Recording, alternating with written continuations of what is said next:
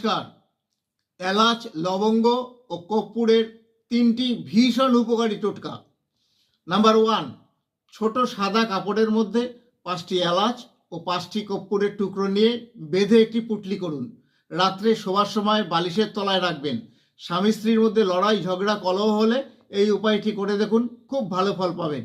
Number 2, 5টি এলাচ, 3টি লবঙ্গ ও 3টি কর্পূরের টুকরো একটি সাদা কাপড়ে বেঁধে পুটলি করুন।